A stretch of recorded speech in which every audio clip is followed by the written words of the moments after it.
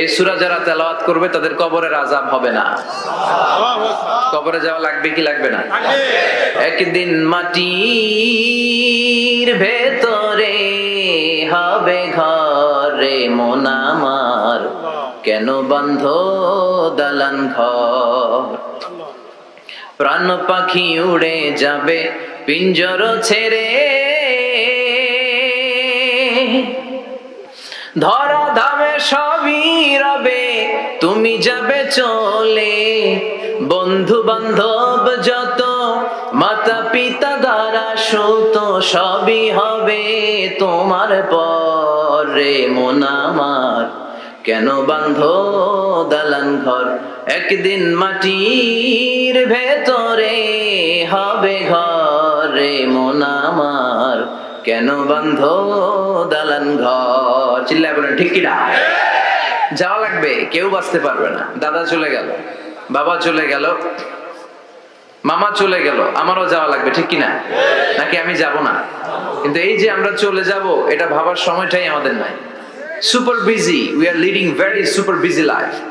এত ব্যস্ত, আরো কামাই করতে হবে, আরো খ্যাতি চাই, আরো যশ চাই, আরো সেলিব্রিটি চাই, আরো সম্পদের পাহাড় চাই। ব্যস্ত, আমরা মহা ব্যস্ত। এত ব্যস্ততা কিসের? স্টপ, থামেন, অনেক হয়েছে, আর না। বসেন, একটু ভাবেন। দাদা চলে গেল, বাবা চলে গেল, মামা চলে গেল, আমাকেও চলে যেতে হবে। মাঝে মাঝে কবরস্থানে যাবেন, যে একটু দেখবেন এই কবরস্থানে শিশুরা শুয়ে আছে, কিশোররা শুয়ে আছে, আপনার মতো তাগড়া যুবকরা শুয়ে আছে, ওদেরও রক্ত গরম ছিল আপনার মতো। আজ ওরা নাই, সব শেষ। আপনাকেও যেতে হবে, এই কবরে আমাদেরকে যেতে হবে। কবরের প্রশ্নের উত্তর দিতে হবে। চিল্লায় বলেন ঠিক কিনা? কবরে প্রথম প্রশ্ন করা হবে, মার রব্বুক, তোমার রবের নাম কি? আমাদের রব কে? আল্লাহ। ওমা দীনুক, তোমার ধর্মের নাম কি? আমাদের ধর্মের নাম কি? বিশ্ব নবীর চেহারা দেখিয়ে বলা হবে, এই লোকটাকে তুমি চিনো কিনা? চিনি না আমরা? যাদের চেয়ে সুন্দর তুমি নবী আমার কমলি ওয়ালা, দু জাহানের বাদশা তুমি প্যারা নবী সাল্লাল্লাহু আলা, দু জাহানের বাদশা তুমি প্যারা নবী সাল্লাল্লাহু আলা, যাদের চেয়ে সুন্দর তুমি নবী আমার কমলি ওয়ালা। সুবহানাল্লাহ পড়ে। আমাদেরকে জিজ্ঞেস করা হবে, রব কে? বলবো আল্লাহ। ধর্ম কি? বলবো ইসলাম। এই লোকটারে চিনো নাকি? আমরা বলবো চিনি, আমাদের প্রাণের নবী মুহাম্মদ সাল্লাল্লাহু আলাইহি ওয়াসাল্লাম। তিনটা প্রশ্নের উত্তর করতে পারলে এডিশনাল আরেকটা প্রশ্ন, ওমা ইলমুক। এই তিনটা প্রশ্নের উত্তর জানলা কেমনে? নকল করছো নাকি? বাংলাদেশে নকল আছে না নাই? কোথায় নকল করে? হ্যাঁ, কিছু লিজেন্ড আছে দেখি, একেবারে জামার ভিতরে নকল, টুপির ভিতরে নকল, স্কেলের ভিতরে নকল, মৌজার ভিতরে নকল। আছে না নাই? কথা বলেন। ফেরেশতারা বলবে, তুমি তিনটা প্রশ্নের উত্তর করলে কি করে? আপনাকে বলতে হবে, আমি কোরআন থেকে শিখেছি, আমি হাদিস থেকে জেনেছি। চিল্লায় বলেন ঠিক কিনা? তখন ফেরেশতারা বলবে, আহলান ওয়া সাহলান, মারহাবান, কংগ্রাচুলেশন, তুমি উত্তর করতে পেরেছো। ইফসাহু লাহু কবরুহু ৭০ যিরান, আপনার কবরটারে ৭০ হাত লম্বা বানিয়ে দেয়া হবে। ইফতাহু লাহু বাবুন ইলাল জান্নাহ, জান্নাতের দিকে দরজা করে দেয়া হবে। ইউলবাসু মিন লিবাসিল জান্নাহ, জান্নাতের পোশাক পরিয়ে দেয়া হবে। আর বলা হবে, নাম কানাউমিল আরুস, বাসর রাতে কনেকে নিয়ে বর যেমনি শান্তির ঘুম, আরামের ঘুম দেয়, তুমিও ঘুম দাও, ঘুমাও। You should get some sleep now, you are very tired man, ঘুমাও, অনেক হয়েছে, ঘুমাও। তোমার এই ঘুম কেউ ভাঙাবে না, ইসরাফিলের সিংহার ফুৎকার ছাড়া। আল্লাহ লম্বা ঘুম যেন দিতে পারি, তৌফিক দাও। আর যারা ইসলাম বিরোধী, কোরআন বিরোধী, বিশ্বনবী বিরোধী, তাদেরকেও প্রশ্ন করা হবে, তোর রব কে? মার রব্বুক, সে বলবে লা আদরি, আমি কিছু জানি না, আমি মাফ চাই, দোয়া চাই। কথা কম, জানি না, আমি কিছুই মনে করতে পারছি না, আমি কিছু জানি না, আমার ধর্ম নাই, কর্ম নাই, আমার ধর্ম যার যার, উৎসব সবার, আমার কোনো ধর্ম টর্ম নাই, আমার কোনো নামাজ রোজা নাই, আমার কোনো রব নাই। দ্বিতীয় প্রশ্ন, ওমা দীনুক, তোর ধর্মের নাম কি? সে বলবে, ধর্ম কি আমি জানি না, আমি ধর্মরে গালি দিতাম, আমি দুনিয়া ইসলাম রে বাস দিতাম, আমি আলেম ওলামাদের বিরোধিতা করতাম, এরপর বিশ্বনবীর চেহারা দেখিয়ে বলা হবে এই লোকটারা চিনো নাকি? সে বলবে চিনি না, তবে আমার বন্ধুরা তার বিরুদ্ধে ব্লগে লিখতো, আমিও ব্যাড ব্যাড কমেন্টস করে দিতাম, এই লোকটার বিরুদ্ধে আমি কার্টুন বানাতাম, এই বিশ্বনবীর বিরুদ্ধে আমি কথা বলতাম, চিল্লায় বলেন ঠিক কিনা? ফেরেশতারা বলবে লা দারাইতা ওয়ালা তালাইতা, তুই তো কিছুই পারলি না, তুই তো কপাল পোড়া। ফায়ুত্রাকু বিমাতারিকা মিন হাদিদ, লোহার হাতুড়ি দিয়ে পিটিয়ে ওর মাসেলগুলো থেতলে ফেলা হবে। ওয়ায়ুকালু লিল আরদি ইলতাইমি, কবরের দুই পাশের মাটিরে বলা হবে চাপ দে, এমন চাপ দিবে ফাতাখতালিফা আদলাউ, ডান পাশের পাজরের হাড্ডি বাম দিকে ঢুকে যাবে, বাম পাশের পাজরের হাড্ডি ডান পাশে ঢুকে যাবে, কিয়ামত পর্যন্ত এই মারামারি চলবে। আল্লাহ এরকম ভয়ঙ্কর পরিস্থিতি থেকে আমাদেরকে বাঁচাও, ওই কবরের আযাব থেকে বাঁচার দরকার আছে না নাই? বিশ্বনবী বললেন যে ব্যক্তি রাত্রিবেলায় সূরাতুল মুলক তেলাওয়াত করবে তার কবরের আযাব হবে না। ইন্না হাযিহি সূরাতুন আযীমা মানিআতুন মিন আযাবিল কবর, এই সূরাটা এমন সূরা, সাধারণ কোন সূরা না। এই সূরাতুল মুলক যে রাত্রিবেলায় তেলাওয়াত করবে তার কবরের আযাব থেকে তারে বাঁচিয়ে দিবে কে? নাম্বার 1 ফাজিলাত স্ট্যাটাস, মনে থাকবে তো?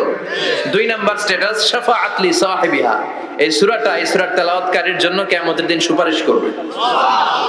কোরআন সুপারিশ করবে, চারটেখানি কথা না।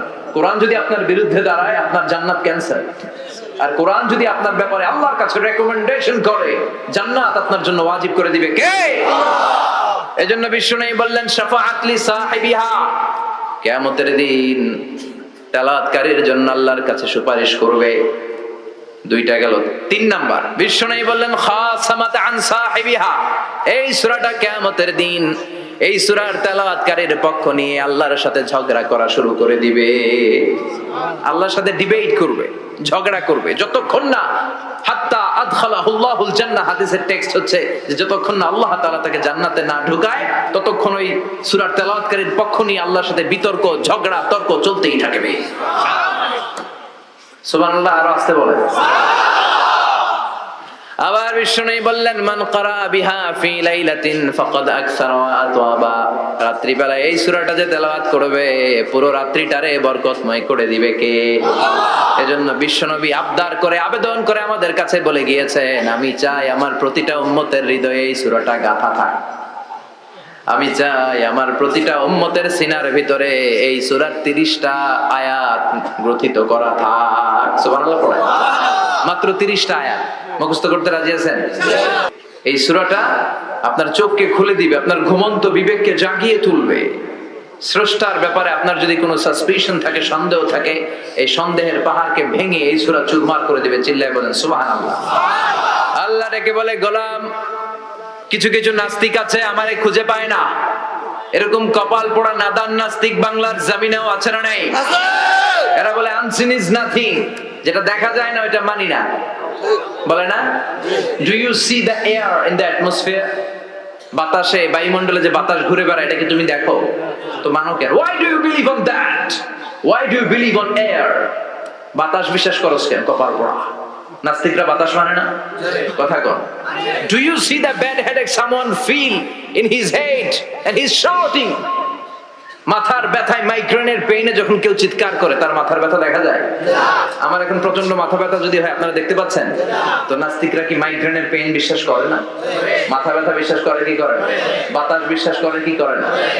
কয় আনসিন ইজ নাথিং, যেটা দেখি না ওটা বিশ্বাস করি না, কপাল পোড়া।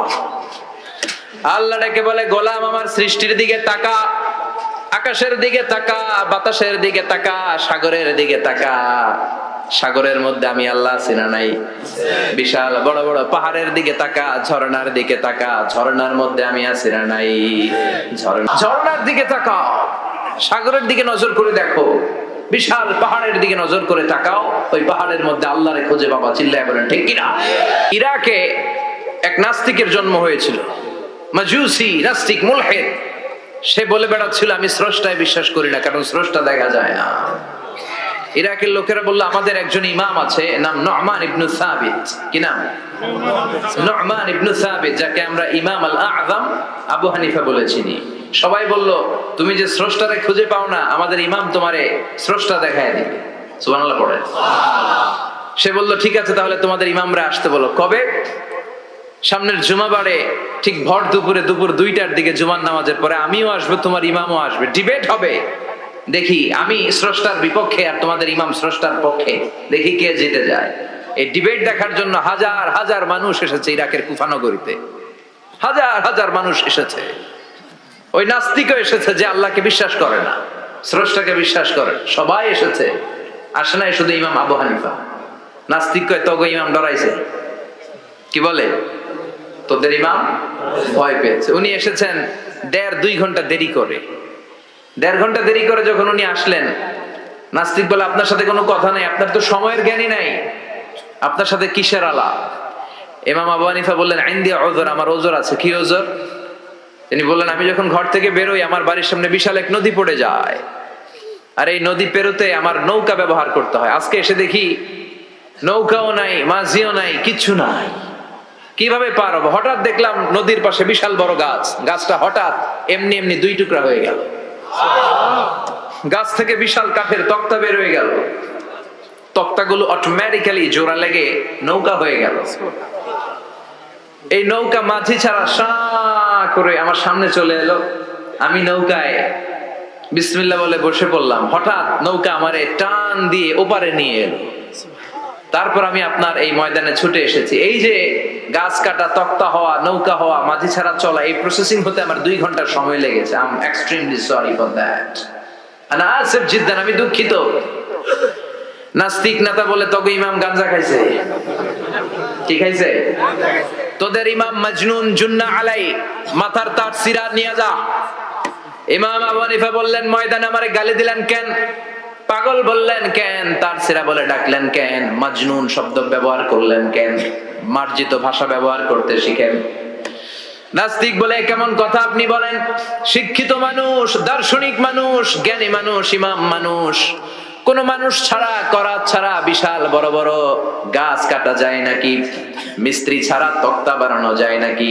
মিস্ত্রি ছাড়া তক্তা জোড়া লাগে এমনি এমনি নৌকা হয় নাকি? মাঝি ছাড়া পানিতে নৌকা চলে নাকি? ইমাম আবু হানিফা বললেন now you are on the right track. এই তো লাইনে আসছেন আপনি।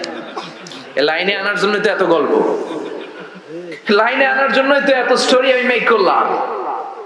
আপনার কথা থেকেই যদি ধরি, করাত ছাড়া গাছ কাটা যায় না, এমনি এমনি তক্তা হয় না, এমনি এমনি নৌকা হয় না, মাঝি ছাড়া নৌকা এমনি এমনি চলে না, তাহলে আকাশ কেমন করে এমনি এমনি হলো? জমিন কেমন করে এমনি এমনি হলো? দ্বীপ প্রহরের জলজলে সূর্যটা কেমন করে কিরণ দিল এমনি এমনি? আল্লাহু আকবার। কেমন করে নবমণ্ডল ভূমণ্ডল সৃষ্টি হলো? কেমন করে দিন শেষে রাত্রি আসে, রাত্রি শেষে দিন আসে? ওইটা যদি এমনি এমনি না হয়, মহাবিশ্বের এই সুন্দর বসুন্ধরার সবকিছু কেমন করে এমনি এমনি হয়? নাস্তিক কয় হায় হায়, আসলেই তো আমি একটা উল্লুকা পাঠা, আসলেই তো আমি হাদারাম, এইভাবে তো ভেবে দেখি নাই। আসলে তো এগুলো এমনি এমনি হয় না। Someone is controlling everything in the world. একজন মহা শক্তিধর মহা এমডি আছে, এমডি ম্যানেজিং ডাইরেক্টর, মহা ব্যবস্থাপক, সব ব্যবস্থাপকদের বড় ব্যবস্থাপক। চিৎকার করে বলেন তিনি কে? বিশাল এক ব্যবস্থাপক আছে, তিনি সব কন্ট্রোল করছেন। এতদিন পর্যন্ত আমি বুঝতে পারি নাই, আমারে মাফ করিয়ে দেন আর পড়িয়ে দেন লা ইলাহা ইল্লাল্লাহু মুহাম্মাদুর রাসূলুল্লাহ সাল্লাল্লাহু আলাইহি ওয়াসাল্লাম। সাইয়েদনা ইমাম আবু হানিফার হাতে হাত রেখে শাহাদা বাক্য পাঠ করেছে। সুবহানাল্লাহ পড়ুন। ঝিনুকের ভেতর লুকিয়ে থাকে যেমন মতি, ঝিনুকের ভেতর লুকিয়ে থাকে যেমন মতি, কালমা শাহাদাতে আছে আল্লাহর জ্যোতি, কালমা শাহাদাতে আছে আল্লাহর জ্যোতি। সুবহানাল্লাহ পড়েন। এই জ্যোতি যার হৃদয়ে একবার টাচ করে তার জন্য জান্নাতকে খুলে দেয় কে? আল্লাহ। এজন্য এই সূরা পড়লে নাস্তিকরা নাস্তিক থাকবে না। নাস্তিকদের জন্য এখানে আল্লাহ মেডিসিন দিয়েছেন, কিছু ডোজ দিয়েছেন। আলহামদুলিল্লাহ পড়েন। এই সূরা থেকে আমরা কিছু সময় কথা শুনবো। শুনতে রাজি আছেন তো? সূরার নাম চিল্লায় বলেন কি নাম? মুলক। মুলক মানে কি? মুলক মানে রাজত্ব, মুলক মানে ক্ষমতা, মুলক মানে পাওয়ার, মুলক মানে কিংডম, মুলক মানে সভরেন্টি। সুবহানাল্লাহ পড়েন। রব্বুল আলামিন বলেন তাবারাকাল্লাযী বিয়াদিহিল মুলকু ওয়া হুয়া আলা কুল্লি শাইইন কাদির। সুমহান সেই সত্তা যার হাতে ক্ষমতা আর তিনি সব বিষয়ে ক্ষমতাশীল। সুবহানাল্লাহ। তাবারাকাল্লাযী বিয়াদিহিল মুলক, মহামহিম সে সত্তা, সুমহান সে সত্তা, বিয়াদিহিল মুলকু, যার হাতে ক্ষমতা। ক্ষমতা কার হাতে? চিৎকার করে বলতে হবে, কার হাতে? নাকি আমাদের হাতে? না সরকারের হাতে, পুলিশের হাতে, র্যাবের হাতে, মাশরাফির হাতে, হিরো আলমের হাতে? ক্ষমতা কার হাতে? ক্ষমতা শুধুমাত্র একজনের হাতে। চিল্লায় বলেন, তিনি কে? আল্লাহর হাতে ক্ষমতা, আর তিনি হচ্ছেন সকল ক্ষমতার উৎস, centre of the all powers. সব ক্ষমতার উৎস কে? নাকি জনগণ? আমরা কিন্তু এটাই শিখি, এদেশে আমাদেরকে রাষ্ট্রীয় ভাবে শিখানো হয়, এটা রাষ্ট্রীয় কুফরি। সকল ক্ষমতার উৎস জনগণ নয়, সকল ক্ষমতার উৎস কে? উনি ক্ষমতার উৎস, তিনি ক্ষমতাশীল, মহা ক্ষমতাধর, তার ক্ষমতার সাথে কারো তুলনা হয় না। আমাদের কি ক্ষমতা আছে? কথা বলেন।